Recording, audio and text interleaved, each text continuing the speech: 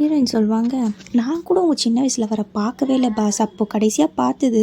நீங்கள் ஒன்று பண்ணுங்கள், நம்ம ஒருத்தவங்கள பற்றி நிறைய பேசும்போது அந்த ஆவி நம்ம கனவுல வருமா, நீங்கள் அந்த பொண்ணை பற்றி என்கிட்ட சொல்லுங்கள், அது வருதான்னு பார்ப்போன்னு உடனே நம்ம ஹீரோ ஒரு விஷயம் சொல்லுவார்.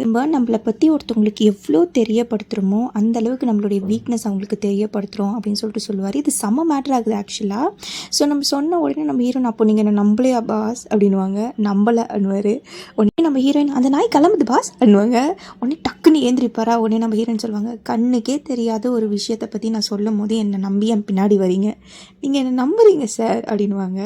அதுக்கப்புறம் இந்த பக்கம் நம்ம பர்சனல் பிஏ இருக்கார் இல்லையா, அவரும் அந்த நாயை பற்றி இன்வெஸ்டிகேஷன்லாம் பண்ணிகிட்ருக்காரு. அந்த நாய் இவங்களை ஒரு இடத்துக்கு கூட்டிகிட்டு வந்துருச்சு போல இருக்குது, அந்த ஆள் இருக்கிற இடத்துக்கு. நம்ம ஹீரோ உடனே, இங்கே பாரு, ஒழுங்கு மரியாதையாக இந்த பெல்ட்டை அவன்கிட்ட கொடுத்துரு அப்படின்னு சொல்லிட்டு இதோட முடிச்சுக்கணும்லாம் அப்படின்னு சொல்லிட்டு இருப்பாரு. நம்ம ஹீரோயினுக்கு ஐயோ எனக்கு பயமாக இருக்குன்னு உடனே அதோடைய ஹீரோயினுடைய ஸ்கர்ட்டை அந்த நாய் இழுத்து பயப்படாதீங்கன்னு சொல்லும். நம்ம ஹீரோயினும் இங்கே தான் இருக்கா அப்படின்னு சொல்லிட்டு மேலே கை காமிக்கிறாங்க. அந்த கேப்பில் நம்ம ஹீரோவுக்கு பிஏ கிட்டேருந்து கால் அந்த நாய் ஒரு ஆர்மி டாகுனும் டாகுடைய ஓனர் ஆர்மிலேருந்து தப்பிச்சு வந்துட்டான் அப்படின்னு சொல்லிட்டு இருக்காங்க. இந்த பக்கம் இவனை காமிக்கிறாங்க, இவன் தான் தப்பிச்சு வந்தவன். இவன் ஒரு டெரரிஸ்ட் மாதிரி கண்ணெல்லாம் வச்சுட்டு அந்த நாயுடைய ஃபோட்டோவை பார்த்துட்டு போகமாக ஒரு இடத்துல உட்காந்துருக்கான். அதோட இந்த எபிசோட் முடியுது. அடுத்து என்னாச்சுன்னா அடுத்த எபிசோடில் பார்க்கலாம். பாய்.